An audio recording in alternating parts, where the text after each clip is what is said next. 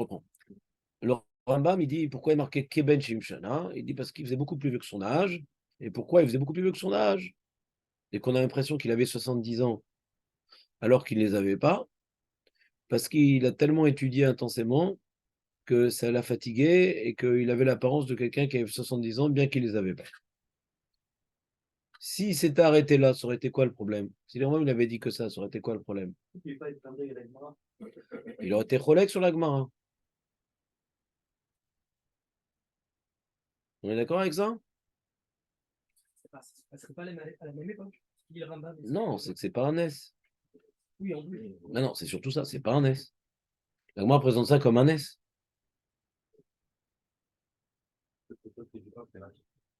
Non. Non, non, non. Je parle du fait que j'ai compris quelque part que quand le Rambam il parle de Rabbi Elazar ben Zak quand il a 40, 50 ans. Ouais. D'où tu le comprends? On l'a dit hier, mais d'où tu le comprends? Ça, j'aimerais que parce qu'imagine, tu vas étudier avec ton cousin, ton beau-frère, je sais pas quoi, ce Rambam-là, et tu vas dire mon Pirouche. Je me dis où c'est écrit ce truc-là? D'accord? Non, c'est comme ça qu'on étudie. Quand en général, tu dis un pshat, quand en général, tu dis un pshat super sympa avec le mec, il a du mal à le comprendre ou il ne l'avait pas, alors qu'il fait chaque année ça, un ça. Donc, il a souvent tendance à douter de ta supériorité intellectuelle et il veut que tu prouves le fondé de tes propos. C'est normal. Pourquoi gober les paroles de Jérémie ou de Moshe Amar? Qui dit que c'est ça le pshat? Le Rambam, il te dit juste, voilà. Il a pas l'air de dire ça, le Rambam. Il dit, voilà, c'est pas un SVZO. C'est la conséquence de ses efforts dans les moules. C'est ça qu'il dit Rambam. Dans ce cas-là, s'il avait dit ça, il aurait été relègue sur l'Agmara. Hein. Ouais, parce que l'Agmara, elle a l'air de nous présenter que c'est un miracle. D'accord. Et donc, il fait. Donc s'il n'avait pas rapporté l'Agmara, il dit bon, bah, il est relègue, ça arrive, il est relègue sur les Shindalet, il est relègue sur les trucs, etc. Il est relègue sur. Des fois, il veut un peu mettre de côté les Nissim parce que ça fait planer les gens et ils oublient un peu la beauté de la vie quotidienne. Mais là, c'est pas le cas. On n'a pas l'impression qu'il veut être relègue sur la Gemara parce qu'il l'évoque. Et comment il explique la Gemara? Hein? Il dit que avant même qu'il ait l'air de quelqu'un de 70 ans, il y a eu une première étape où il a commencé à paraître un peu plus vieux de manière volontaire, c'est-à-dire pas en conséquence de son limoud, pas parce qu'il a tellement étudié que il a l'air d'être une épave ouais, ambulante, parce qu'il a voulu cela. Donc c'est que le Rambam, il vient maintenant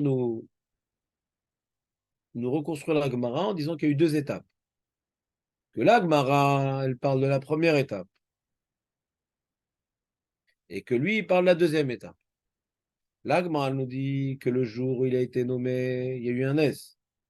Et il voulait de ce S-là, hein, parce qu'il voulait, par rapport à sa femme, plutôt par rapport à l'argument de sa femme, la femme avait un argument qu'il a pris en considération, il a pas dit, ah, n'importe quoi, je m'en fous ce qu'il pense, etc. Non, non.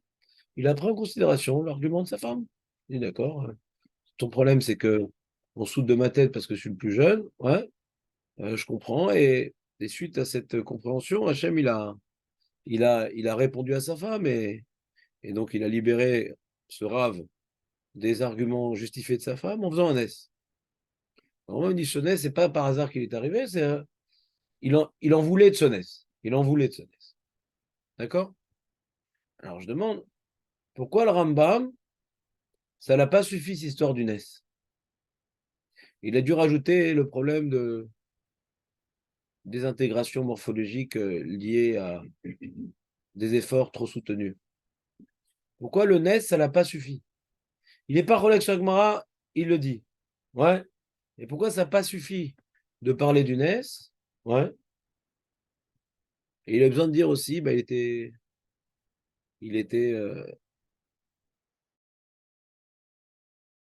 a tellement étudié, etc.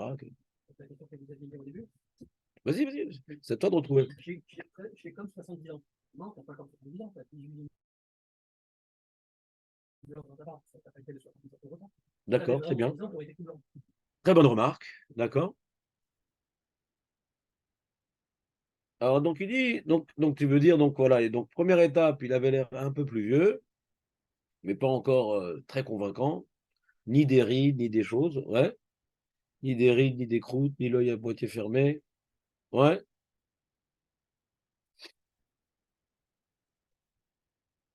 Il sert à quoi ce nez? Parce que l'essentiel du message, le Rambam, il veut expliquer pas la Gemara, il va avant tout expliquer la Mishnah, qui est Ben Shivim Shana, c'est la deuxième étape, où il avait l'air vraiment très très vieux. Donc pourquoi, d'après le Rambam, on a besoin de la première étape pour comprendre la deuxième étape?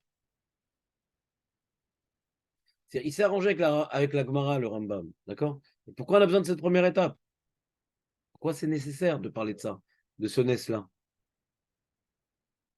Ça pose du fait que la Gemara, elle semblait contredire la Mishnah. Peut-être, mais je parle au niveau maintenant de logique. Logique, ouais. Pas de technique et faire le shalom. Logique. En termes de logique, ouais. Pourquoi la Gemara, elle a besoin de parler de cette première étape qui a eu un S? Nous, ce qui nous intéresse, c'est dire voilà, que Rabbi Eliezer Ben Azaria, c'est un homme tellement assidu dans la Torah, tellement fort, tellement truc, et malgré tout, il n'a pas trouvé la dracha. D'accord? Donc, Aréanik et Ben Shivim Shana, en disant qu'il a tellement étudié qu'il était fatigué, etc. Ouais, ça suffit de parler de ça. Alors, même si le Rambam, pour s'arranger avec la Gemara, il a dit il y a deux étapes. Mais pourquoi on a besoin de cette première étape? La deuxième étape n'est pas suffisante. Nous, qu'est-ce qu'elle vient expliquer la Mishnah?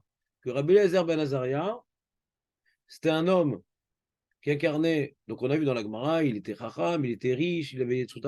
Et en plus, pas uniquement il était racham, il y a des gens rachamim qui savent répondre et tout. Mais il ne perdait pas un instant pour le Torah. Donc si tu es racham et tu as une connaissance et que tu as un investissement, comme je vous ai raconté l'histoire des jeunes que je vois, etc., depuis qu'ils sont tout jeunes, etc., ils n'arrêtent pas d'étudier. Donc ils arrivent à des niveaux très très élevés, ouais, parce qu'ils ne perdent pas un instant. Ça a l'air, m'explique-lui. Pourquoi on a besoin de cette première étape? Pourquoi on a besoin de ce miracle que la Gemara n'explique que ça? Ça a l'air secondaire ce qu'explique la Gemara. Ce que dit Rambam, c'est le plus important.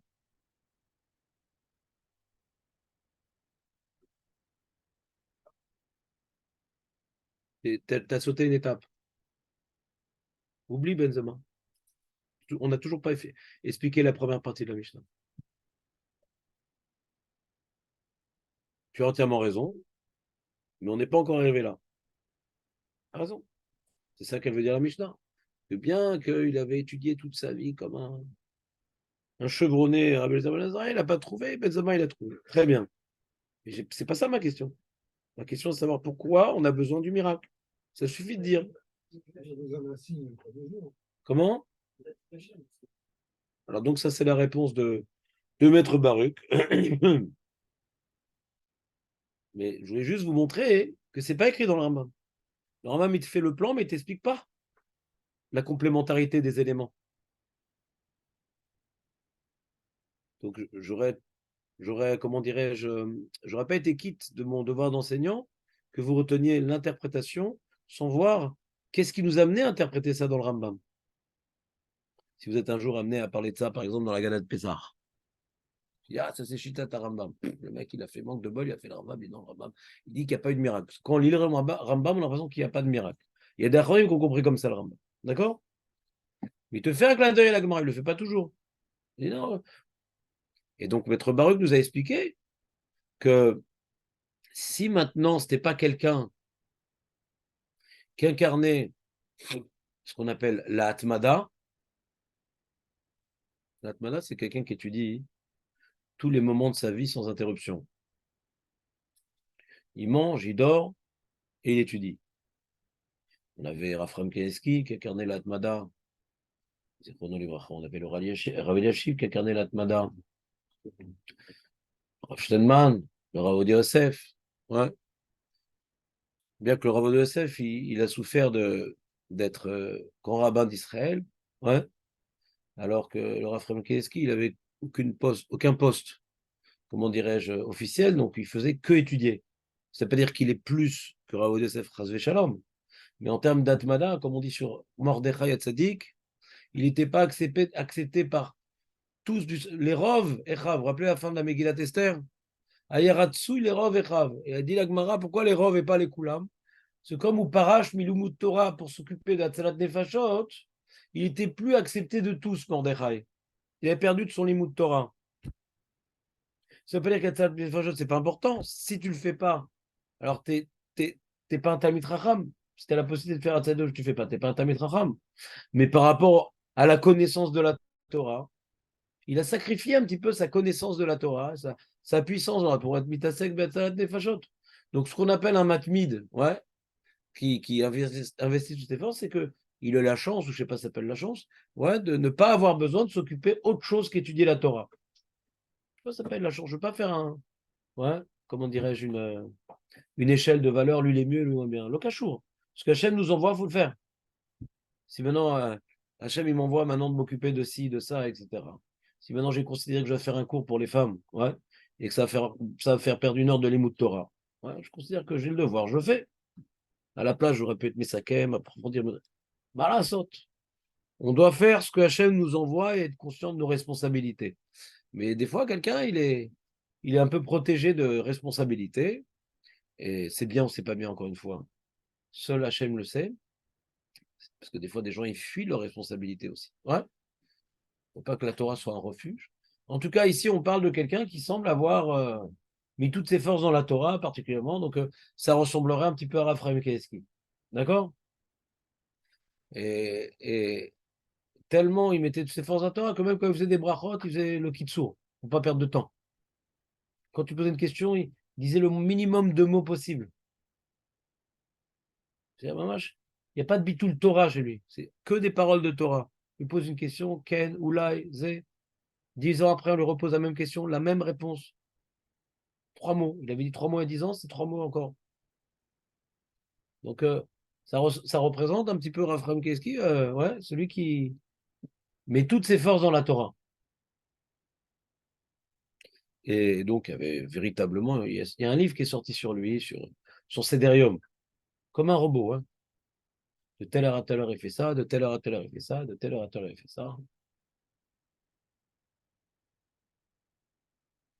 Et donc, le NES qu'a eu Rabbi Eliezer Ben Azariah a dévoilé, et on a vu que d'après la Gemara, il a eu 18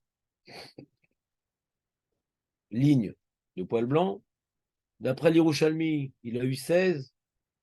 D'après le Abu Dharam, il a eu 13. C'est-à-dire l'âge qu'on lui a donné, chacun selon ses informations, il n'y a pas de marloquette qu'en fonction de l'âge, il a eu autant de lignes blanches que son âge. Et donc, j'ai voulu expliquer, ça c'est avant le Rambam. Ça c'est avant le Rambam. C'est quoi cette information? Pour nous dire que toutes les années de sa vie, ouais, c'est tellement investi, il a mis toutes ses forces dans l'Imouda Torah, que si l'Imouda Torah, qu'on met toutes ses forces, c'est traduit par une blancheur de cheveux, alors toutes ces années sont traduites par une blancheur correspondant à chaque année, que depuis qu'il est né, il faisait que selon son âge, ouais, que étudier. Mais il a continué sur cette lancée jusqu'à ce qu'il avait 30 ou 40 ans, je ne sais pas quel âge il avait, il paraissait 70 ans. Mais c'est pas parce qu'il a eu des soucis avec ses enfants, que sa boîte elle a fait faillite, ou bien qu'il était albinos. Le NES vient témoigner de la nature de cet homme. C'est un homme matmide. Hacham a dévoilé, c'est un homme matmide. De quand on l'a vu entièrement blanc à un certain âge, d'accord, et que la Gemara veut nous expliquer pourquoi il est complètement blanc, comme si qu'il avait 70 ans. Elle veut nous relaisser à ce miracle à un autre moment, c'est que la Gemara veut nous témoigner que pourquoi elle est complètement blanc uniquement à cause du Limud Torah. De la même manière qu'à 18 ans, il avait un signe que tout son temps était exploité pour les Limud Torah, et pas uniquement exploité. Il n'endort pas la nuit, il y pense quand il mange. Moi, בכל לבבך ובכל נפשך ובכל מאודך ובלכתך בדרך ושורבך ובקומך, שנתם לבניך, דיברת bam. Ce qu'on dit dans le Kriyat Shema, ça occupe toute sa vie. Donc si la Gemara nous explique la Mishnah qu'il a l'air d'un vieux de 70 ans par ce miracle-là, c'est que la Gemara veut nous dire que ce miracle-là et son âge, c'est la même chose. Ce miracle-là et sa blancheur de 70 ans, c'est la même chose. C'est le témoignage de la Gemara. C'est-à-dire que de la même manière qu'à 18 ans, il avait, comment dirais-je, un épuisement de quelqu'un qui avait vécu 18 ans de Torah, d'accord, et que ça n'a pas encore des retombées sur le physique à cet âge-là, on est trop jeune, ouais, eh bien 70 ans, hein, enfin 70 ans, je ne sais pas, 30, 40, 50 ans, je ne sais pas à quelle heure, à quel âge il avait. Rambam, il dit qu'il était jeune. Donc peut-être 30 ans, Nilodéen, 35 ans, Nilodéen. Qu'est-ce qui s'appelle jeune? Ouais. 50 ans, ça ne s'appelle pas jeune. Donc je pense que c'est plutôt 30, 35 ans, peut-être 40 ans. Ouais. 50 ans, je ne pense pas que ça s'appelle Tsahir les Yamim. Tsahir les Yamim. Ouais. Donc à l'âge où il était relativement jeune, il paraissait très très vieux. Et si la Gemara a relié le fait qu'il ressemblait à quelqu'un de 70 ans, un moment plus avancé de sa vie, à ce miracle-là, le Rambam comprend, hein, c'est que ces deux choses sont liées. Que de la même manière, ce miracle-là témoignait de son investissement total pour la Torah, eh ben, sa blancheur ne témoignait que de ça. Et c'est pas parce qu'il a eu des soucis. Pourquoi je vous dis ça? Parce que moi, j'avais mon rave qui m'a formé un peu au Youn. J'étudiais dans une yeshiva sfarad quand j'étais jeune, donc, avant le mariage. Une des très bonnes yeshivas sfarad, Hashem Zachiti. Et là-bas, hein, il y avait un rave qui est toujours vivant, Hashem, Rav Benaïm, qui est un balioun extraordinaire, profondeur incommensurable. Ouais. Jamais vu un rave d'une telle profondeur. Pourtant, j'ai étudié à Slobodka, j'ai étudié dans des très grandes yeshivot. Ouais. C'est-à-dire, ils n'arrivent même pas à son talon. Et lui, il était tout blanc. Il n'était pas très âgé, il était tout blanc. Et le Mashgar me disait, le Rav Elalouf, devenu grand-oncle par alliance de mon fils, le Rav Elalouf, il m'a dit oui, il a eu beaucoup de souffrances dans sa jeunesse, mais il a rajouté, mais il n'a pas lâché le Limoud Torah. C'est rien. Il n'a pas lâché le Limoud Torah pendant toutes ses souffrances. Donc il y a une sorte de combinaison d'éléments. Et on ne peut pas dire ça sur Rabbi Eliezer Ben Azariah. Il n'y a que le Limoud Torah. Des fois, quand tu as des souffrances, tu lâches un peu le Limoud. Tu n'as pas la tête, tu n'es pas concentré, tu n'es pas bien. Alors, Rav Benaim, ce n'était pas le cas. Il a traversé ces épreuves de la vie par le Limoud Torah. Comme David Ameler nous dit, ouais, Loulé Torah Techa Sha'ashuai, Avati Merani. Si je n'avais pas la Torah qui me réjouit, j'aurais été perdu dans ma détresse. La chose la plus terrible qu'un homme peut faire, c'est quand il connaît des épreuves, de lâcher le limoud, de diminuer le limoud. Ce limoud, c'est vraiment c'est ce qui va lui permettre de passer les épreuves. Et ça va dire, ah non, vas-y, va te promener, va-ci, va écouter de la musique, va à la plage, va-ci, va ça, etc. Si tu passes une période difficile, c'est possible qu'il a besoin de ça aussi, chacun en fonction de ce qu'il est. Mais ne diminue pas ton limoud Torah. C'est ça qui va te sauver. Donc sur Rabbi Eliezer Ben Azariah, c'est pas parce qu'il a eu des soucis qu'il s'est accroché au limoud Torah qu'il était tout blanc, comme mon rave. C'est que son limoud Torah. D'accord? Et d'où je le sais, parce que la Gemara connecte sa blancheur à un S. Que c'est que son limoud Torah qui a fait qu'il a eu ces 10 lignes. C'est clair le plan ce fois-ci ou pas, Jérémy? Vous n'êtes pas obligé d'être d'accord. Hein.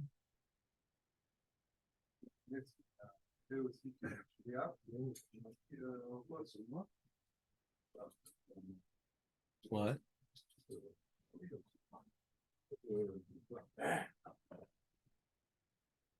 Alors, pourquoi il est apte au poste?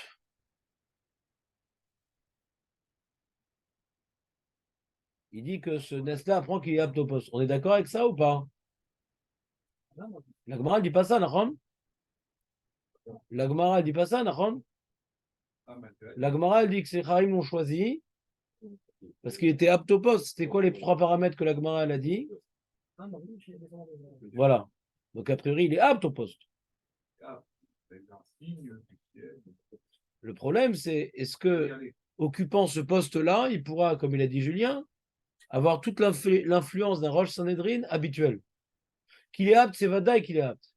Mais est-ce qu'il est vu apte? On comprend la nuance? Qu'il est apte, la Gemara s'étend pour t'expliquer qu'il est oui apte. Mais est-ce que maintenant on va le voir comme étant apte? Alors, ce miracle-là, Julien nous a dit que donc c'est pas que ça va trancher des questions d'Alaha, mais ça va au moins laisser les Chachamim le bénéfice de doute que quand il parle, il sait de quoi il parle. Et après, quand on va trancher comme lui ou pas comme lui, ce ne sera pas à cause de sa barbe ou de ses cheveux, ce sera parce qu'on a au moins fait l'effort de l'écouter. Des fois, on ne l'écoute pas, le petit jeune.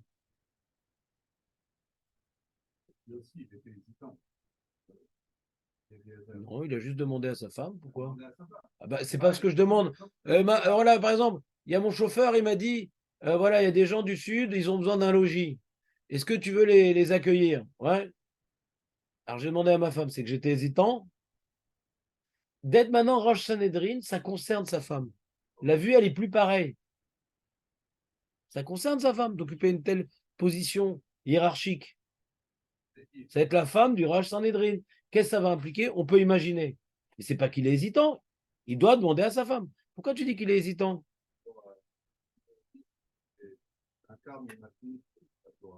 Mais c'est où tu vois dans la Gemara. Comme le Rav Ovadia Yosef. Yonatan. Je te demande de faire preuve de rigueur. Je suis entièrement d'accord avec toi. Je te demande de faire de preuve de rigueur.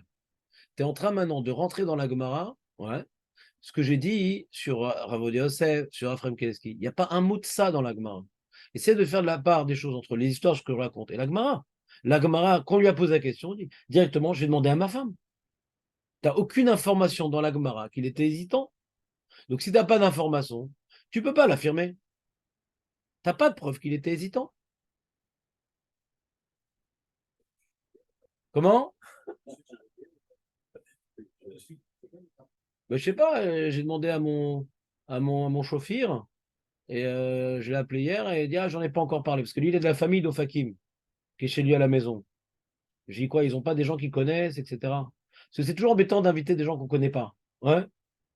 Maintenant, si c'est des gens qu'il connaît indirectement, c'est pas qu'on sait tout sur eux, mais t'es plus tranquille. Et bon, toujours de toute façon, quand on fait des recèdes, il y a un sacrifice de toute façon. Ouais. Toujours des risques quand on fait rentrer des gens à la maison. Mais une petite ishtadlout au moins, c'est des gens qu'on connaît indirectement. C'est tout. Mais pour...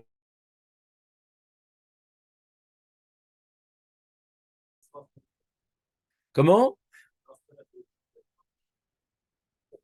Bon, là, c'est pas shoot que je dois demander à ma femme, ouais. C'est quand même celle qui s'occupe de la maison. Mais c'était juste un exemple débile. Mais l'exemple, c'est quand maintenant, par exemple, euh, on va me nommer, ça va pas être le cas, mais imaginons qu'on va me nommer un poste rabbinique X, Y, Z, grand rabbin de je sais pas quoi, ouais, ça arrivera jamais, mais parce que j'ai pas assez de connaissances et de midot tovot, mais en tout cas, c'est un cas comme ça hypothétique. Euh, le, c'est sûr, je dois en parler à ma femme parce que on change de mode de vie, quoi. Mon emploi du temps est différent, le truc. De ne pas en parler à sa femme, je pense que ça n'aurait pas été à son honneur à Blazer Ben Azaria. Donc on voit que même un matmid, il n'a pas perdu la notion des responsabilités par rapport à sa femme. C'est comme l'histoire du matmid, là.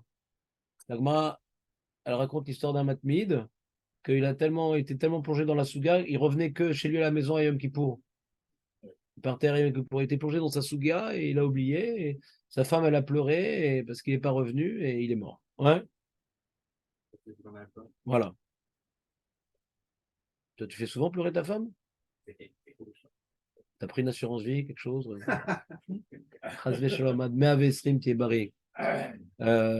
le Raphaël Solid, il demande, mais attends, mais maintenant qu'il est mort, elle va encore plus pleurer, ouais?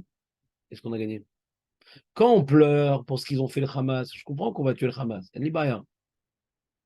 Mais là, elle ne voulait pas le liquider. Ça peut servir même une fois par an, un mari. Ouais. Alors, il a dévoilé de ça le Rav Frem Soulevitch. Il a dit que faire pleurer sa femme, c'est néhoraire, une midatadine qui peut même aller à l'encontre de la femme. Au méchané. Zéhesh. Faire souffrir la femme. Zéhesh. Maintenant, le feu. Elle dit ah, mais elle voulait pas. L'homme méchané, zéhesh. C'est l'homme méchané. Surtout quand on est responsable. Quand elle te fait des délires et tout, elle se fait un film et tout, bon, je sais pas, c'est pareil. Quand la femme, elle se fait un film, pas tout le temps, mais ça peut arriver que elle rentre dans un délire, pas justifié, et après elle pleure, bon. Mais là, c'est complètement lui le responsable dans cette histoire-là. Donc c'est un pleur justifié. Ouais. Alors c'est même que.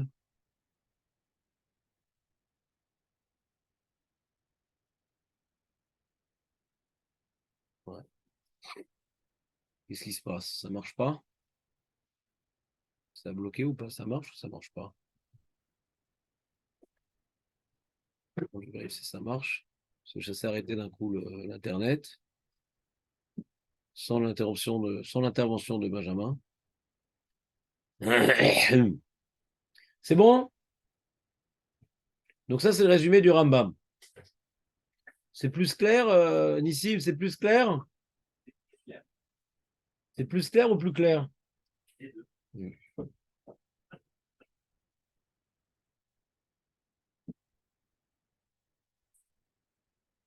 D'accord, alors viens, on finit la feuille.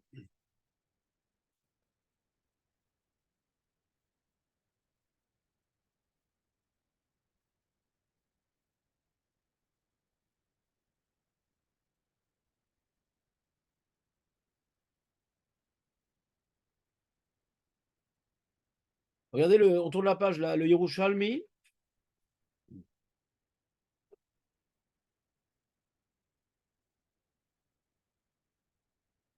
Ouais, le Yerushalmi.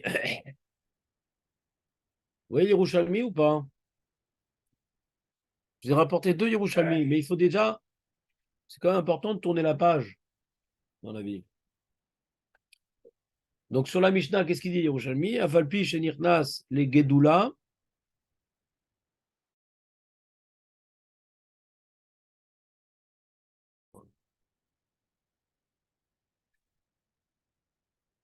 Afalpi shenirnas les Gedula. Donc il a obtenu un poste hiérarchiquement de supériorité face au Ham. Et quand quelqu'un il a un poste supérieur, ça tue en général. Ça diminue les jours. Hein? C'est pas un poste honorifique, patron.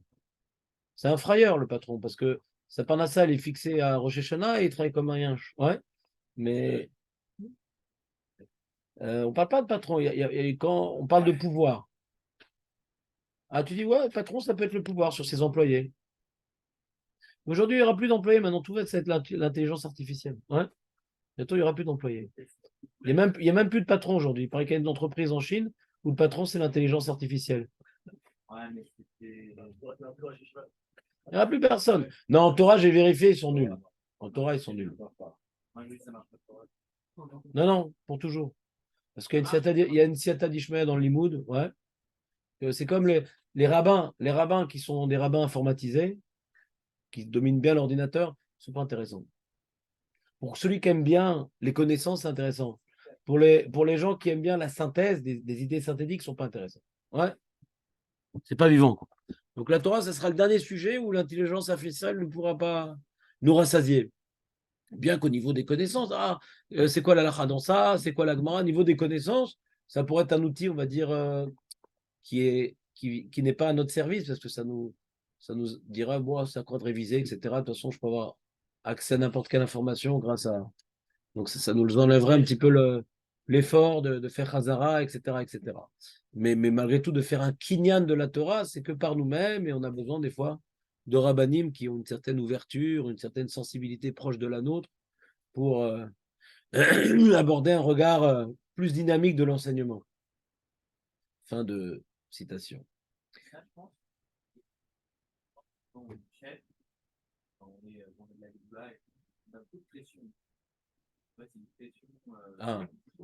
Il veut faire comme le Rambam ici, ouais, que c'est quelque chose de naturel. Non, mais C'est qu'il y a une. Qui ça, Bibi? Ouais. Oh là, doucement, doucement. Ça arrête pas. Mais il est fini, il est fini. Donc, moi, je pense que c'est T'as vu, pas comme celui qui est chez lui tranquille sur sa télé.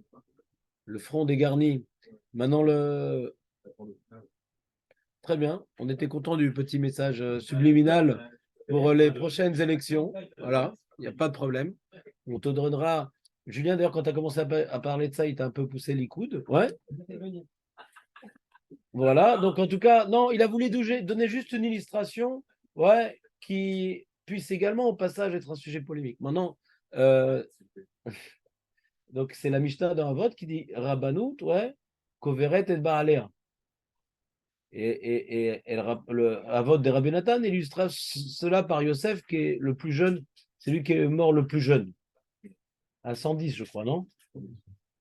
Et pourquoi il est mort plus jeune? Parce qu'il avait le pouvoir. Et sur ça, il y a un Maharal, pourquoi, etc. Je ne me rappelle plus.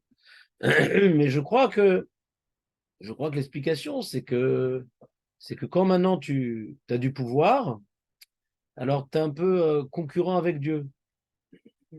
Mekor Achaim Zakadosh Baruch Hu. Hachem, ouais, mais qui met Afardal?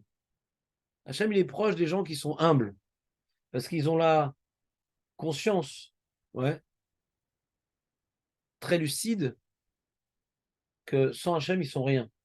Plus tu as des moyens, plus tu as de l'intelligence, plus tu as du pouvoir, plus tu as une certaine, comment dirais-je, un semblant d'autonomie ou de supériorité face aux autres, on est malheureusement amené à porter un regard que les gens ont besoin de moi, et je vais faire ci, je vais faire ça, etc.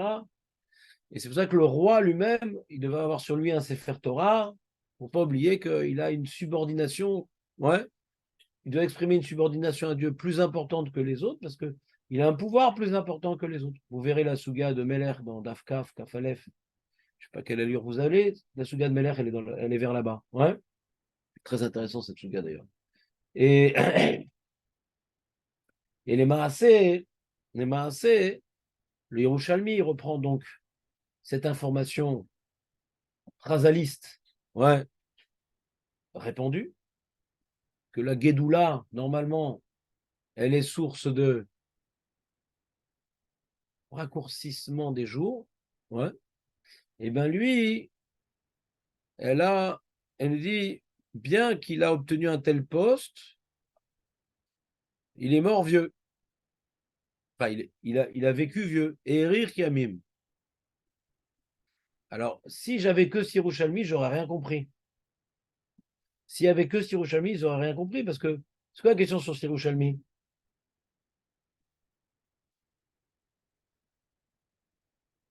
Sirushalmi dit une information.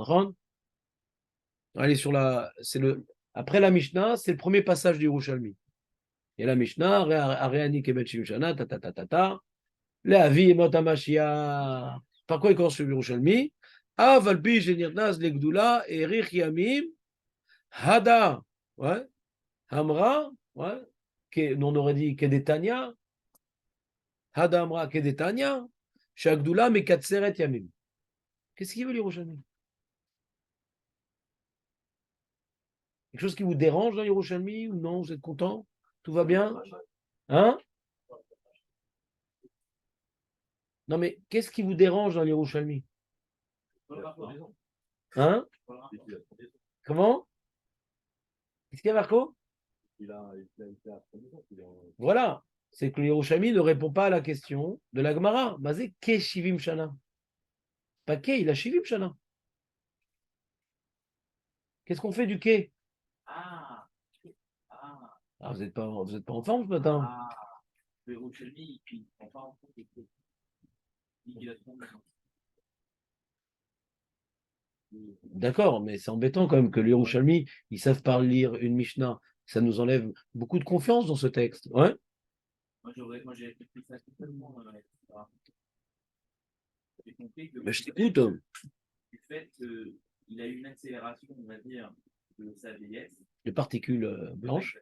À 18 ans, il était déjà Kevin Shana. Alors, c'est pas qu'il est mort jeune. Ah. Il n'y a pas marqué ça. Non, il n'y a pas marqué ça. Comment tu peux dire ça dans l'Yerushalmi avant qu'il ait dit l'information que tu as dit? Il commence d'emblée l'Yerushalmi en disant et Erich Yamim. C'est super d'oracle ce que tu dis, Nissim. Je suis content que tu sois venu en chair et en os. On va faire qu'une bouchée de toi. Ouais.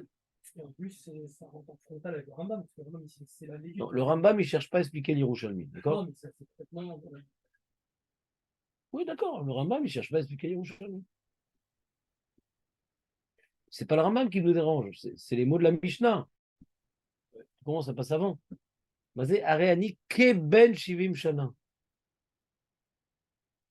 Pas dire qu'il a la faute de guerre. Non. Bon, ça veut dire Ça l'inverse, quoi. j'ai presque 70 ans, c'est ça que ça veut dire. Bon, c'est tout ce que ça veut dire. Il n'y a pas un diouk comme les Babli. C'est-à-dire, quand on dit mes Katseret et Yamim, c'est-à-dire il meurt genre comme Shmuel Navi à 52 ans. Là, il a presque 70 ans. Ah, qu'est-ce que ça vient nous apprendre? Qu'il nous dit ça. Le problème, c'est qu'est-ce qu'il veut l'Yerushalmi? Nahon, au passage, j'ai appris que lui, contrairement à la règle générale, lui, il n'a pas été abîmé par la position hiérarchique élevée dans laquelle il a grandi. Mais qu'est-ce que je m'en fous? Pourquoi l'Yerushalmi le dit? C'est bizarre, non? C'est quoi? Il est en train de faire des diukim hors sujet, l'Yerushalmi? C'est-à-dire que si on résume l'Yerushalmi, ça veut dire que il y a un problème quand on reçoit une place honorifique, ouais, une place de supériorité, ouais, dans la hiérarchie, et lui, il n'a pas été touché par ce problème-là. D'accord, ça qui est écrit? Alors si on dit par exemple, ouais, qu'il est resté un âme, ouais, c'est-à-dire qu'il n'a pas été abîmé par cette position, est-ce que ça rentre dans la Mishnah? Bien que je suis vieux parce que je me la joue pas et je reste ouvert à la discussion et à la compréhension. Parce que quelqu'un d'un ave, on peut déjà parler avec lui, mais aussi comprend les choses beaucoup mieux. Tu vois, par exemple, comme on dit, comme Rabbi Yochanan, il te dit, la matière B, mi rabotai, mais talmidai, le terme kulam. C'est-à-dire, s'il n'y avait pas d'un ava, il n'aurait pas pu apprendre tout ce qu'il connaissait parce que le Talmud, a priori, il se plante. Moi, j'essaie de ne pas avoir ce défaut-là, je penserais voir, mais j'essaie de ne pas l'avoir, que quand vous dites quelque chose, j'essaie de gratter, de comprendre qu'est-ce qu'il a bien voulu dire. Il a bien voulu dire quelque chose. Peut-être c'est juste. Alors, des fois, c'est pas bien exprimé, des fois, c'est pas au bon moment. Pour profiter de l'intelligence de tout le monde. Parce que tout seul, on ne peut rien faire. Tout seul, on ne peut rien comprendre. On a besoin de la compréhension des fois de Maître Baruch, des fois de Latin, des fois de ci, de ça. Et même parfois de Samuel. Ça lui est arrivé, Samuel? T'exagères. Si, c'est même Samuel. Je me rappelle ce jour-là, sur les 15 ans que nous. Mais tu voulais dire autre chose, je me rappelle. Mais ouais, c'est Bezrat Hashem, c'est ta grande période, la période bleue. Donc, quelque part, d'après l'Yerushalmi, ça voudrait dire que bien que j'étais mis à une telle position hiérarchique, ouais, je ne me suis pas fermé à l'échange, à la compréhension, etc., etc. Je suis resté très, comment dirais-je, ouvert. Ouais. Et cette anava, elle est source également de Siata d'Ishmaïa. Ouais. C'est-à-dire que quelque part, on pourrait dire que c'est peut-être aussi un S quelque part. C'est l'inverse. C'est-à-dire, s'il a vécu tellement longtemps, ça veut dire qu'il était apte à ce poste-là. Vous voyez un petit peu à l'envers? S'il a vécu tellement longtemps, ça veut dire qu'il était. Hachem voulait qu'il reste à ce poste-là. Que Hachem l'a protégé des conséquences fâcheuses d'une telle position. Et malgré tout, J'étais apte depuis le début jusqu'à la fin à ce poste-là, et j'ai toujours pas trouvé la dracha. Parce que le Yerushalmi qui est écrit juste en dessous, il nous rapporte une histoire à celle qui ressemble à la Gemara. Alchou ve'iminu et Rabbi Elazar ben Azaria, ben Shiva, ben Shesre Shana. Là, il avait 16 ans d'après l'Yerushalmi. Venit malé kol rocho, sevot. Il avait marqué kol rocho. Il n'est pas marqué ici.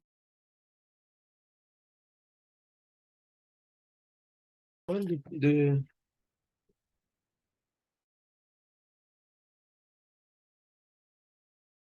Bon.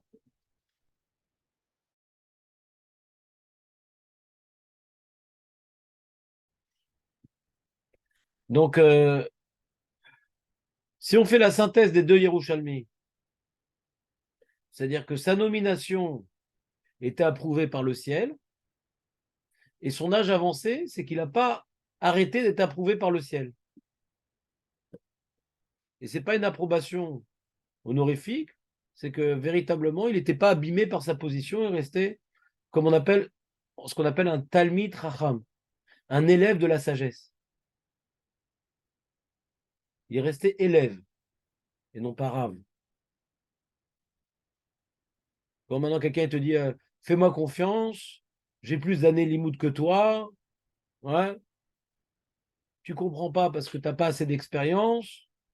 Alors ça peut arriver des cas pareils, mais plus on le dira, et moins on sera un Talmid Racham. Parce qu'on est tous des élèves. On a tous à apprendre. On voit qu'il est resté Talmid. Et malgré tout, quand tu es Talmid Racham, tu es à l'origine de connaissances extraordinaires, ben elle n'a quand même pas trouvé l'explication que Benzoma lui a proposée. D'accord? Donc, ce n'est pas sauter avec la dynamique qu'on a essayé de comprendre dans la Gemara, qu'il y a quelque part une approbation divine, que cette approbation divine, elle n'est pas juste pour qu'on l'écoute. Elle témoigne d'une dimension intellectuelle particulière. La manière que les 18 lignes blanches témoignaient d'une dimension spirituelle, c'est pas arbitraire. Là, le fait qu'ils soient encore vivants, c'est pas arbitraire non plus. C'est que ce miracle-là, il le mérite parce que il n'a pas été abîmé, il est resté un talmide. Donc, sa dimension spirituelle est exprimée ou comme ça, et malgré tout, il n'a pas trouvé la dracha. C'est bon? Vas-y, Yotan, explique-moi l'Yerushalmi. Et après, qu'est-ce qu'il dit Yerushalmi? Qu'est-ce qu'on a interprété?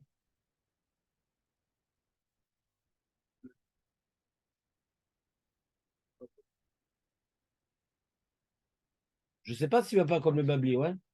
Parce qu'il rapporte la même anecdote dans le deuxième passage.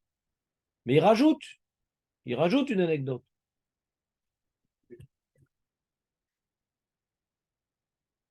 Ouais.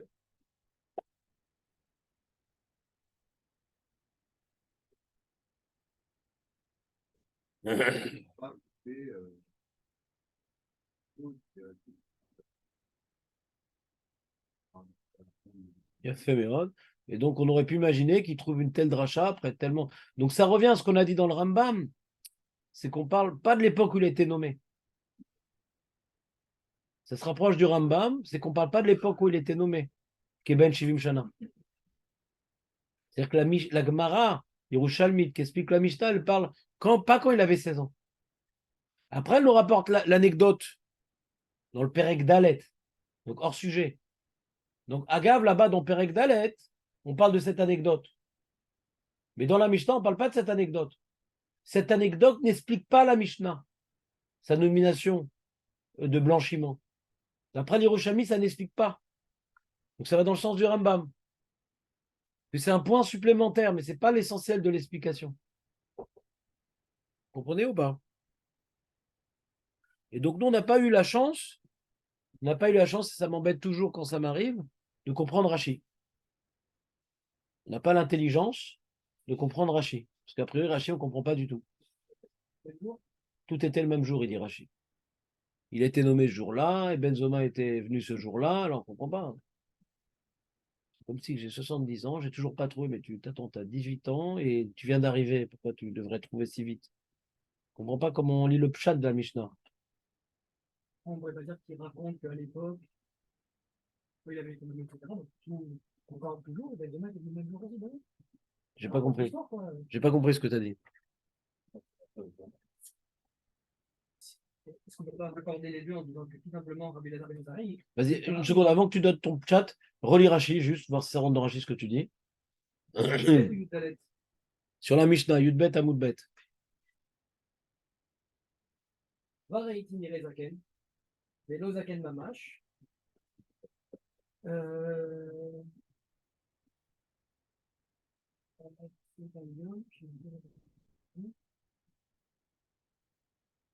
Et Otto Ayon, Sarah Benzoma. Ouais, le jour où il parle, c'est ce jour-là. Ouais. Pas le jour où il avait été nommé. Tout s'est passé le même jour. On ne comprend pas tellement le pshat de la Mishnah.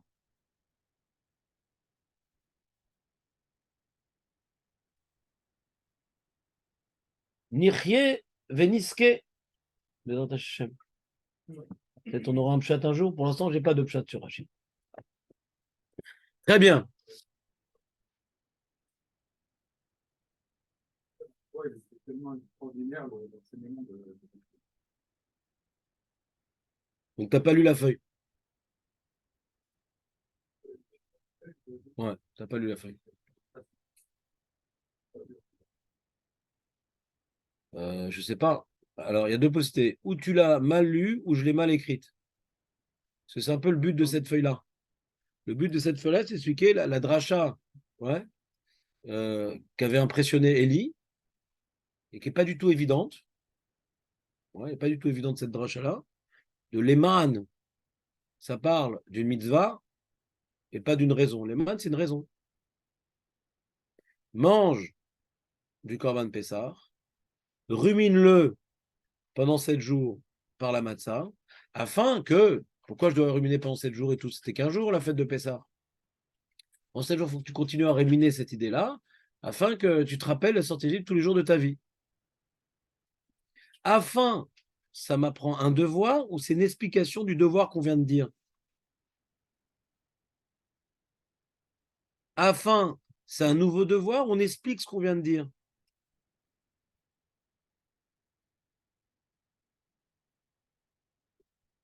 Hein? D'accord. Donc, tu as la puissance de Benzoma, mais il n'aurait pas été d'accord avec toi, Benzoma. Parce qu'a priori, c'est pas ça. Mais, ouais, je vais te dire comme ça. Mange du Korban Pessah et de la Matzah, investis-toi pendant une semaine. Grâce à ça, tu vas te rappeler la sortie d'Égypte toute l'année. Grâce à ça, c'est une mitzvah ou c'est une explication de ce qu'on vient de dire?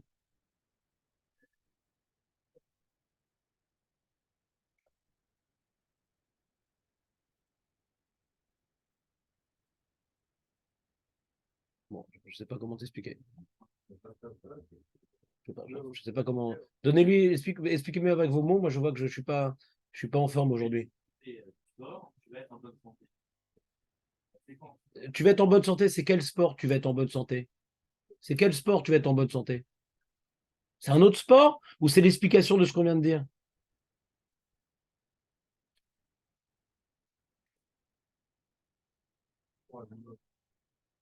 Par rapport à. Mais c'est ça mon pshat. Mais c'est ça mon pshat. C'est ça mon pshat. Avant d'arriver à Kol Yemer Hayera. Non, il y reste, Eli, c'est sympa ce passage, Eli. Je sais, je sais. C'est très bien. Mais je voulais te l'entendre dire. Ouais. Tout mon ridouche, ouais, de ma souga, enfin tout, on a dit un certain nombre de ridouches, mais on va dire, quand tu lis la Mishnah, tu comprends pas hein, la nullité de Rabbi Lazar ben Azaria. Parce que dans le nouveau document que je suis en train de vous écrire, et malheureusement, j'ai dû aller à un mariage hier soir, donc j'ai perdu 3 heures, donc je ne sais pas si je vais finir mon document, mais Bezrat Hashem, j'ai fait une recherche, ouais, de tous les endroits dans le chasse où Kol, c'est les rabots. Et je n'ai pas fait la liste exhaustive parce que je n'avais pas le temps. J'en ai mis une quinzaine, ça suffisait. D'accord? Donc, de dire que Yeme Chayecha, ça m'apprend les jours, et Kol, ça rajoute quelque chose, c'est classique. D'accord? Donc, c'est pas ça la force de Benzoma. Alors, c'est quoi sa force, Nathan? C'est-à-dire? C'est-à-dire?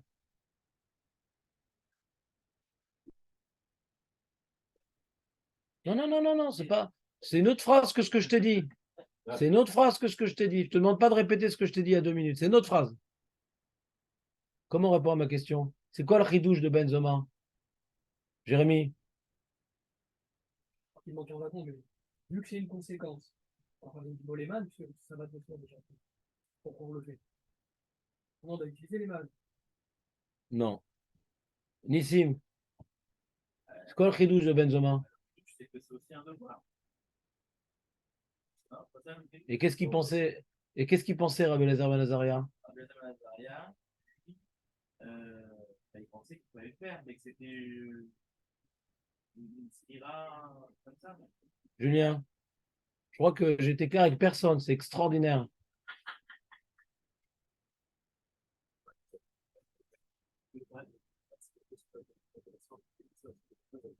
Non, non, toi, tu rentres dans le you, tu rentres dans le you. Moi, je suis pas dans le you encore. Je suis dans le plan. Dans le plan, je veux savoir, ouais. Qu'est-ce qu'il a maintenant? C'est-à-dire, qu'est-ce que pensait Rabbi Eliezer Ben Azaria? Il a fait Méod. Écoutez bien, ça c'est la clé. Ça c'est la clé. Rabbi Eliezer Ben Azaria apprenait le devoir de se rappeler de la sortie d'Égypte le jour d'un autre verset. Et de cet autre verset, il n'y a pas marqué Kol. Et c'est ça qu'il faut répondre. Et comme maintenant Benzoma dit, mais tu te trompes. Ça, j'apprends ça d'un autre verset. À partir du moment que je t'ai prouvé qu'on peut apprendre de l'Eman une mitzvah, et donc j'ai plus besoin de Zachor, et on va expliquer qu'est-ce qu'on va faire de Zachor à 10h, comme prévu. Ouais. J'ai plus besoin de Zachor. Donc si c'est ça ma source, ce pasouk-là dans Réé, qu'il faut se rappeler de la sortie d'Égypte tous les jours de l'année, Yeme Chayecha Yamim, Kol Lelot. Mais le chidouche de Benzoma dit, tu te trompes, tu n'as pas le bon mécor. Et donc la force de Benzoma, hein, c'est de s'opposer au pshat. Parce que quand tu dis Zachor et Ayom, ouais, Zachor et Ayom, c'est un ordre. C'est un ordre. Il faut se rappeler de ce jour. Il faut se rappeler de ce jour, nous dit le Maharal, le Guaré sur Rashi, cet terme Zachor, c'est un verbe qui exprime une idée continue. Sinon, il y aurait marqué, si c'est un acte ponctuel, ça aurait été écrit Zechor, pas Zachor. Zechor. Zachor, c'est rappeler, rappeler. Rappel, comment? Il n'y a pas cette forme en français. C'est comme en anglais le ing, le présent progressif, continu. Il faut se rappeler en permanence. C'est ça, Zachor. C'est comme on dit Zachor et Yom HaShabbat, les cas des shows. Il faut se rappeler du Shabbat tous les jours de la semaine et Beth Shammai l'accomplissait en achetant chaque jour une bête de plus en.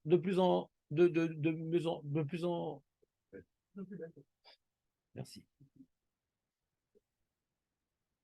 Donc, a priori, Rabbi Eliezer a raison, ça c'est un tsivouille.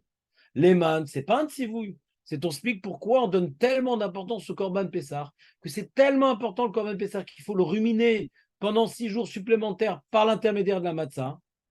Pourquoi on te demande, ça suffirait un jour normalement?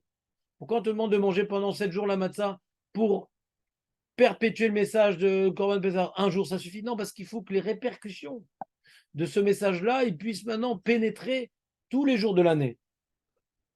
Donc, d'après le Pshat, on n'apprend pas une mise supplémentaire. On t'explique pourquoi on te demande de manger, pourquoi la fête de Pessah dure 7 jours, pourquoi on te demande de manger des matzot pendant 7 jours, pour pouvoir donner un impact à la mise du Pessah de manière suffisamment profonde qu'il puisse avoir des retombées toute l'année. Mais on ne parle pas du Kriyat Shema. Alors, Benzoma, il a été Mechadesh. Benzoma, il a été Mechadesh. Que non, on peut apprendre de là une mitzvah. Et sur ça, il y a deux éléments pour répondre à cette question. Benzoma, il a pu déduire de ce pasouk-là, de l'Eman, qu'on parle d'une mitzvah et pas juste d'une raison. J'ai donné il y a deux éléments nécessaires dans la dracha de Benzoma. Un élément ne suffira pas. Il y a deux éléments. Il a vu deux éléments dans ce pasouk-là. Ouais. Pas dans les mots, mais il a vu deux éléments dans ce pasouk-là nécessaires pour arriver à sa dracha. C'est quoi les deux éléments? Je reprends. Benzoma, il a fait un tour de passe-passe magique. Il a transformé un pasouk qui semblait parler d'explication d'une mitzvah en mitzvah supplémentaire. Ouais, qui est de dire dans le Kriyat Shema la sortie d'Égypte. Il n'y a pas un mot dans le pasouk qui dit si, c'est écrit, c'est écrit, c'est écrit.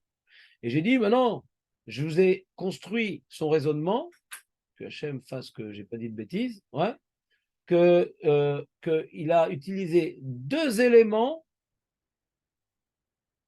pour arriver à faire cette dracha-là. Il y a deux éléments qui lui ont permis de faire cette dracha-là. C'est une construction avec deux leviers. Je vous écoute. Comment il a fait cette dracha-là, Benzoma?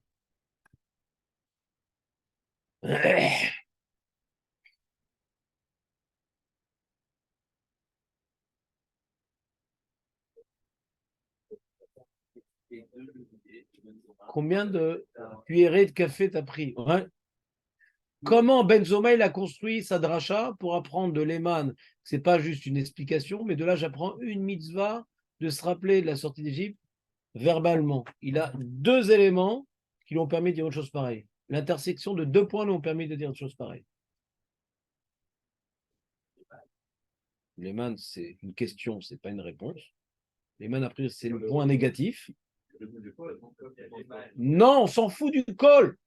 Pour l'instant, on est de se rappeler de la sortie d'Égypte le jour. Le col, c'est facile, le col.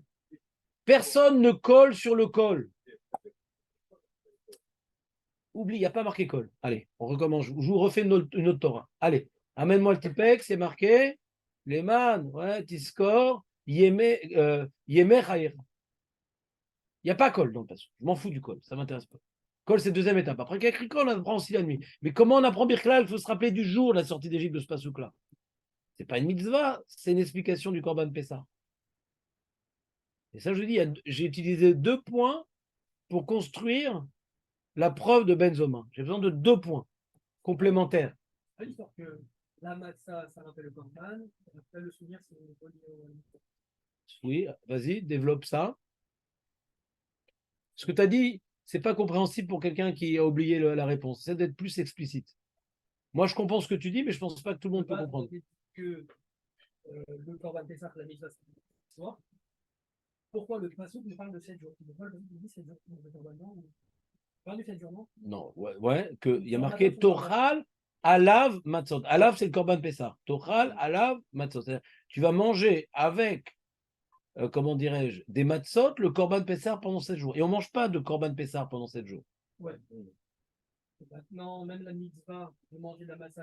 Et comment on a expliqué tu mangeras avec des Matzot le Korban Pessah, bien qu'on ne le mange pas? C'est notard. Comment on expliquait ça, Nissim? La matzah, Elle nous rappelle comment? sachant qu'on a mangé avec. Le premier soir, c'était un des éléments qui constituait le sandwich. Voilà. On prend un des éléments pour faire une association d'idées. D'accord? Et on voit que pour intérioriser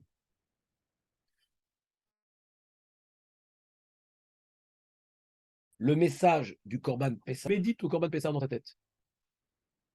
Pour intérioriser le message du Korban Pessah, on dit réfléchis à la fête pendant 7 jours. Non, on veut associer la méditation du message du Korban Pessah par l'intermédiaire, écoutez bien cette phrase, par l'intermédiaire d'une mitzvah.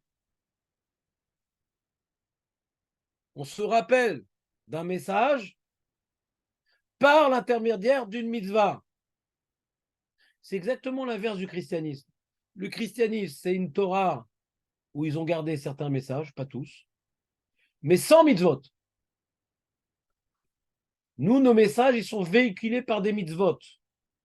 D'accord? On n'a pratiquement aucun message sans qu'il y ait de mitzvah apparente, équivalente. Vous comprenez ce que je veux dire ou pas? Tous les messages à Torah sont illustrés par une mitzvah. D'accord? Mais au sujet de Yetziat Mitzrayim, c'est encore plus important. Parce que si Yetziat Mitzrayim, c'est pour qu'on reçoive les mitzvot, Shlach et Amivi Avduni, alors tu dois perpétuer le fait qu'on est devenu les serviteurs de Dieu par une mitzvah, par un objet de mitzvah. C'est adapté à ce message-là. Vous comprenez ce que je veux dire ou pas? Bon, je ne veux pas trop rentrer dans cette écouda, on l'utilisera plus tard. Mais avant tout, on voit que, on ne te dit pas, ouais, Tiskor, on ne te dit pas Tiskor et Yetziat Mitzrayim Shivat Yamim. On te dit Tochal alav matzot, que la matzah, qui est un objet de mitzvah, c'est elle qui va perpétuer l'idée du Korban Pessah. C'est comme si je mangeais avec du Korban Pessah. D'accord? Et donc Jérémie veut nous dire par ce point-là que quand maintenant on me dit afin que tu te rappelles tous les jours de ta vie, attends, mais on vient de dire que pour se rappeler d'un message, c'est par l'intermédiaire du mitzvah. C'est pas une pensée. C'est par l'intermédiaire du mitzvah. Donc je suis amené à rechercher quelle mitzvah durant les jours de l'année pourra me rappeler. Alors c'est le mitzvah verbal qu'on appelle le Kriyat Shema, enfin la troisième paracha du Kriyat Shema. Donc je viens m'inspirer de la dynamique dévoilée par le verset, qu'on médite un message par l'intermédiaire d'un acte, et donc comme maintenant on te demande de méditer toute l'année, ça doit être également par l'intermédiaire d'un acte. Donc ça c'est un des premiers leviers que j'ai utilisé, mais je dis il y en a deux. C'est quoi le deuxième levier que j'ai utilisé? Non. Non, je suis en train de demander comment je déduis de ce léman que c'est une mise. Alors d'abord, on voit une certaine dynamique dans le verset que on vient commémorer un message par l'intermédiaire d'un acte. Un acte, ça peut être verbal aussi, ouais. Avec acte, c'est pas une pensée. Mais j'ai utilisé une autre notion. Vas-y, c'est quoi? Chazak ou Baro. Voilà. Chazak. Donc je suis nul, mais je suis pas si nul. Ouais. C'est-à-dire, il y a quand même quelques personnes qui ont compris ce que j'ai dit. Ouais, bon, Hachem. Donc, je suis nul parce que je n'ai pas réussi à transmettre le message à tout le monde, mais au moins, bon, Hachem, quelques personnes ont pu retenir. Donc, je vais reprendre pour partager ce message à tous. C'est que j'ai dit, il y a un chidouche, ouais, je ne sais pas s'il est vrai, mais j'ai donné l'exemple de la Shemitah. Quand maintenant on te dit de, pendant un an, ne pas travailler la terre, c'est pourquoi? C'est pour que tu te rappelles pendant 6 ans que cette terre ne t'appartient pas. Mais ce n'est pas écrit dans la Torah. C'est écrit dans la Torah. Tu veux ou pas?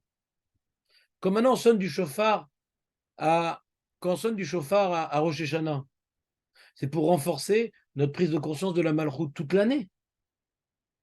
Pourquoi c'est pas écrit? C'est pas shoot.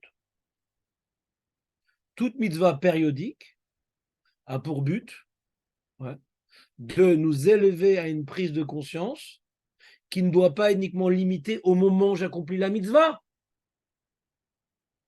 Je dois maintenant être pénétré du message au moment où j'accomplis la mitzvah avec une telle intensité que ce message-là va m'accompagner toute l'année. Donc, il n'y a pas besoin de marquer dans la Torah, sonne du chauffard, les man, que tu te rappelles d'Hachem toute l'année. Parce que c'est ça le but. C'est pas uniquement à Rosh Hashanah se rappeler d'Hachem toute l'année, il faut se rappeler d'Hachem. La malchoute d'Hachem, c'est une notion qui est présente toute l'année.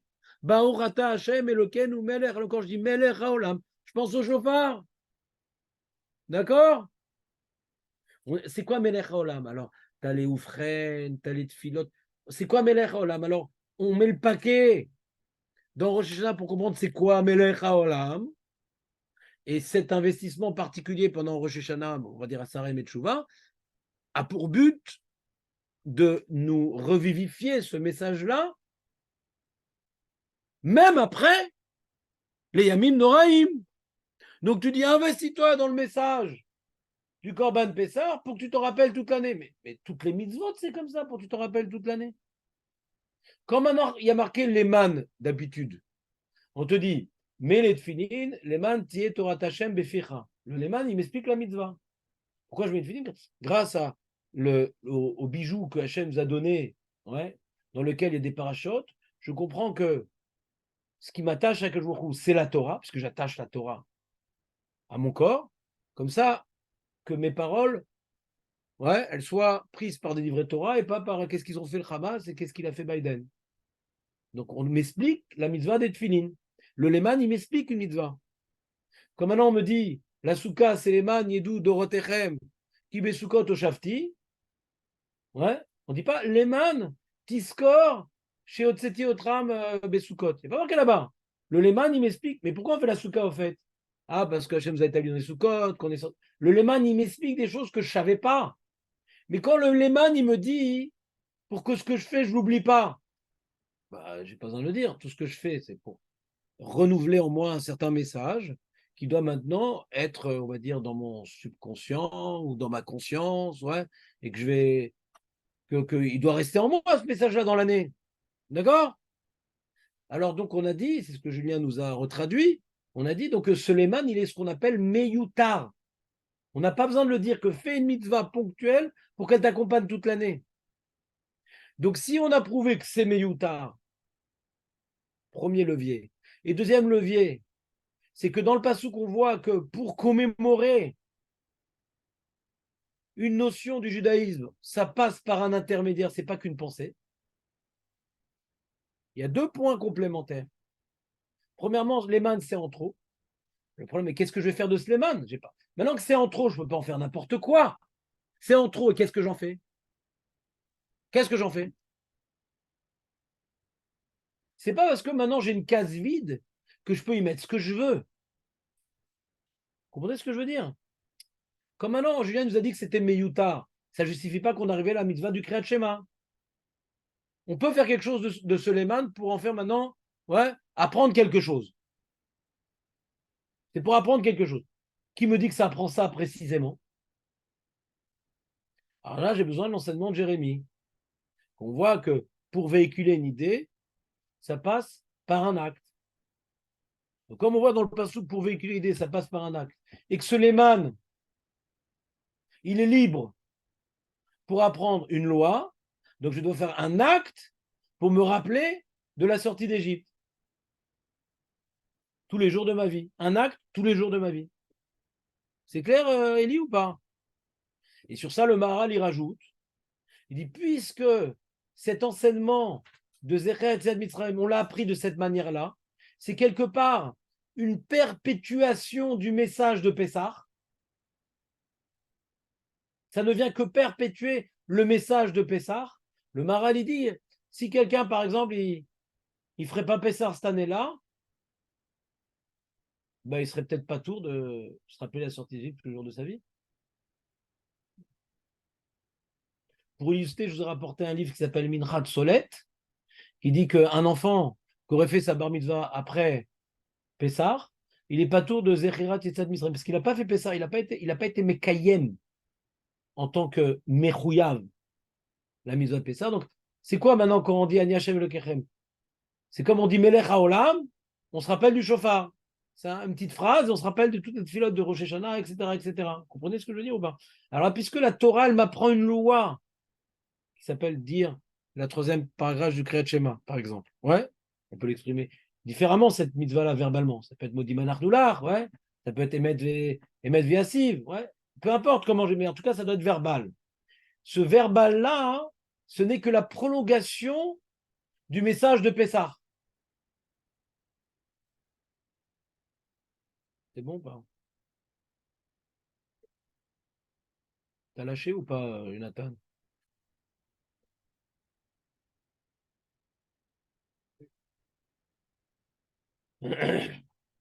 Eli, Le mécanisme, il est clair, Jérémy? Oui, mais non. C'est quoi la mise qu'on fait Les autres jours? Ben, c'est ça. On doit maintenant se rappeler de la sortie d'Égypte. C'est ce qu'on a dit, des plats réchauffés. Le papa, il raconte à son fils, Bobby, il était très, très égoïste. Et à la fin, il s'est retrouvé sans enfant. Il lui raconte pendant 2 heures toute l'histoire. Et tous les jours, il dit à son fils, ne sois pas comme Bobby. Si tu n'as pas raconté pendant 2 heures l'histoire de Bobby, alors ne sois pas comme Bobby. Le mec, il dit, attends, mais ma belle-sœur, c'est pas sous Hélène, il comprend pas.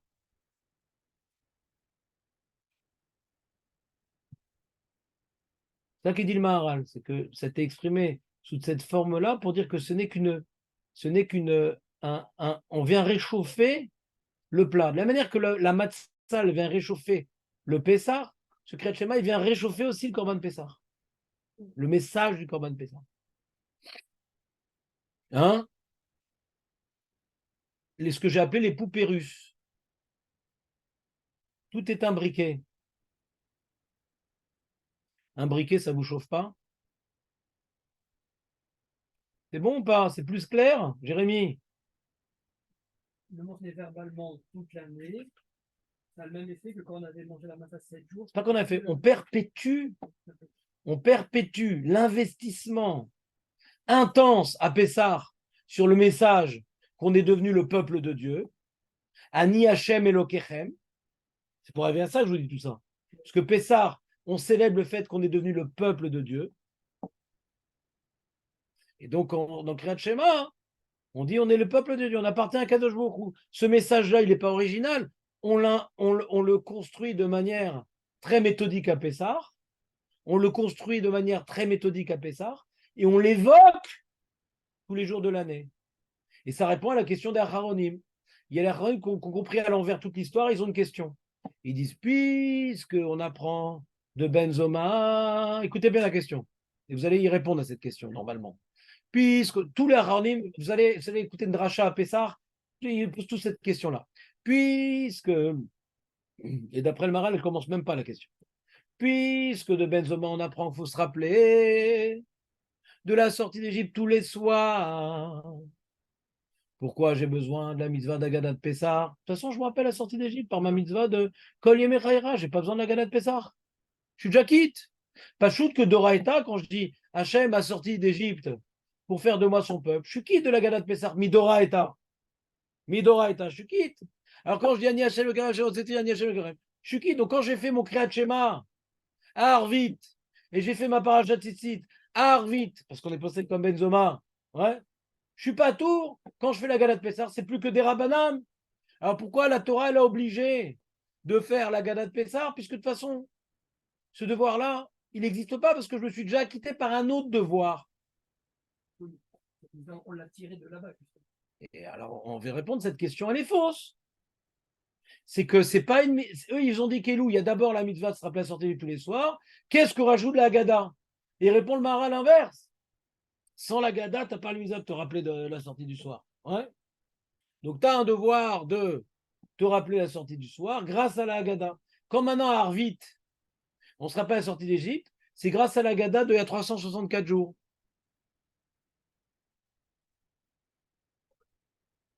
Voilà. Alors ça, c'est une question très intéressante parce que si on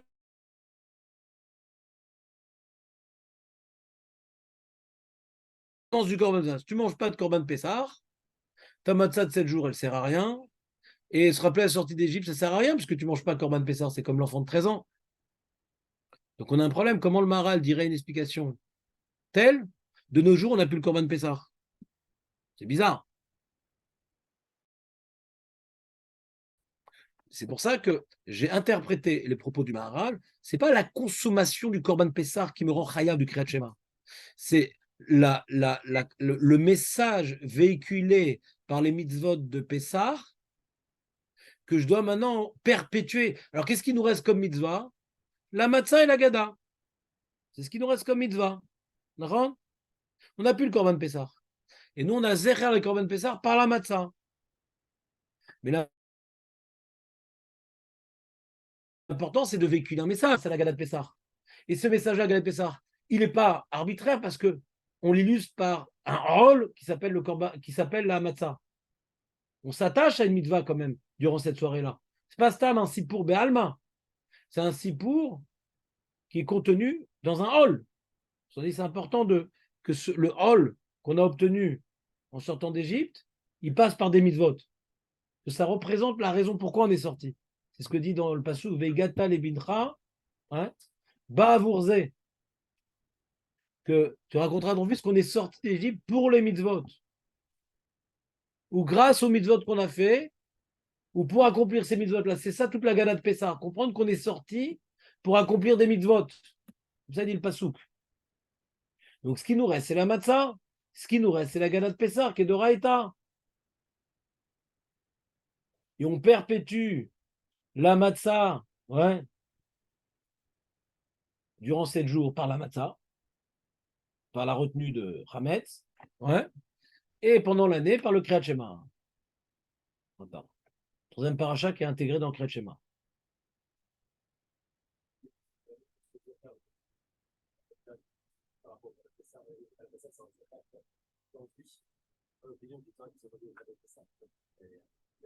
C'est qui l'opinion?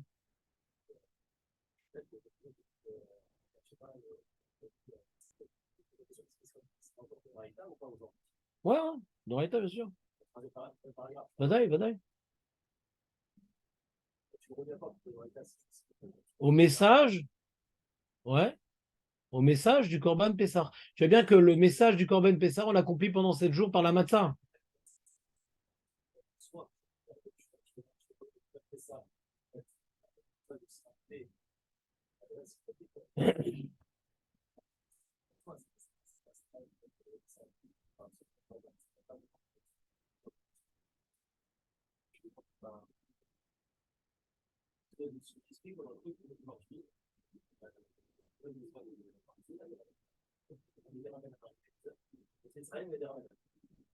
Ouais, on peut envisager, comme tu dis, sauf qu'on a vu dans la Gemara, on aurait pu dire ça, sauf qu'on a vu dans la Gemara Kafalef, que ça fait que Doraïta les Khumra, et Rachid te dit que les man m'apprend un devoir Doraïta.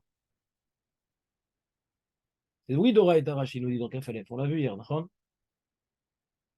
C'est ça que j'interprète le message du Maharan, qu'il y a un message de Pessah qui est mis en valeur par la mitzvah du Korban Pessah.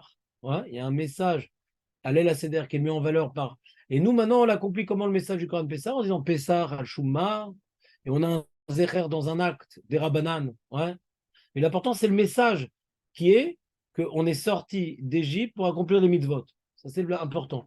Alors, ça ressort plus ce message-là du Korban Pessah que le reste, parce que le Korban Pessah, c'est le mérite de sortir d'Égypte. Korban Pessah, c'est le mérite. La matzah, c'est comment Hachem nous a fait sortir. Comment on sait qu'on est sorti par le mérite des mitzvot? C'est le Korban Pessah. Sans ça, Hachem ne nous aurait pas sorti. Donc le Korban Pessah, il est plus directement lié au message. Mais la mitzvah de la Gada de Pessah, il tourne autour de ça. C'est une mitzvah de la Torah, la Gada de Pessah. Même qu'il manque le Korban Pessah, la Gada de Pessah reste d'Oraïta.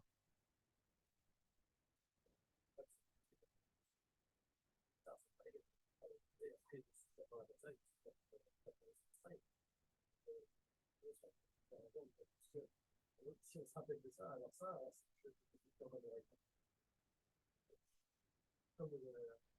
parce qu'on apprend ici, ta question elle est bonne, j'essaie d'y répondre. Je ne sais pas que je n'ai pas compris ta question et qu'elle est fausse. Ouais, elle est bonne ta question. Moi aussi, j'ai eu cette question que tu es en train de poser. Comment j'ai essayé d'y répondre? Peut-être c'est pas juste, mais je te dis ce que moi j'ai essayé de répondre. C'est que on voit dans le Passouk un mécanisme de perpétuer une idée par un acte. D'accord? C'est ce mécanisme-là que je retiens. Et le Korban Pessah, le message du Korban Pessah, pendant 7 jours, je l'accomplis par autre chose que le Korban Pessah. Je l'accomplis par autre chose. Mais ça passe, ce mécanisme-là, je le dévoile entre Korban Pessah et Matzot des 7 jours. C'est ce mécanisme-là que je déduis. Tu comprends ce que je veux dire? Et j'expliquais ce mécanisme-là, c'est le lien entre Parashat Ré et Parashat Shoftim.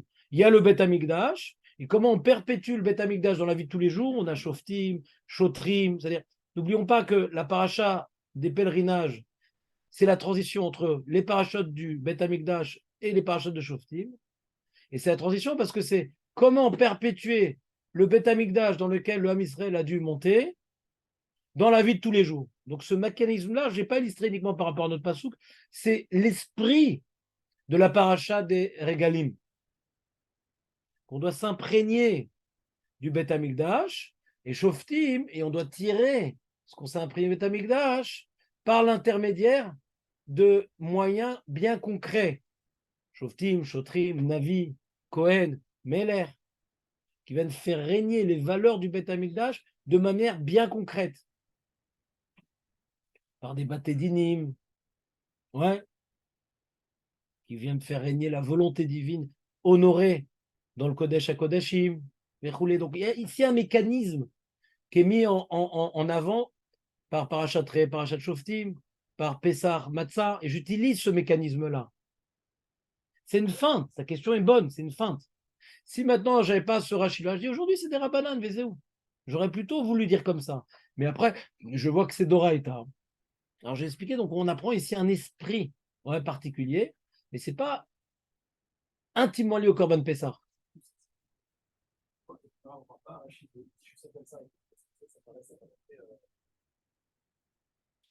Donc tu as compris pourquoi ça ne suffit pas l'intelligence artificielle.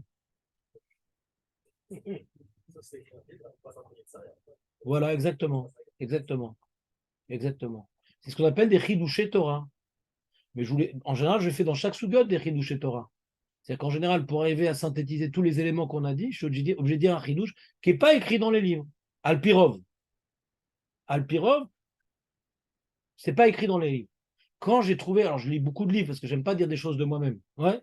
Quand j'ai trouvé un chacham qui dit la même idée que moi, je suis content de dire que c'est pas moi. Ça me rassure. D'accord? Mais là, bon, je vous ai rapporté un certain nombre de preuves, etc. J'espère, comme je dis, que Hachem ouvre les yeux et que ce soit. J'étais Kivan Tilaimet. Ouais, mais qu'avait. Mais qu'avait.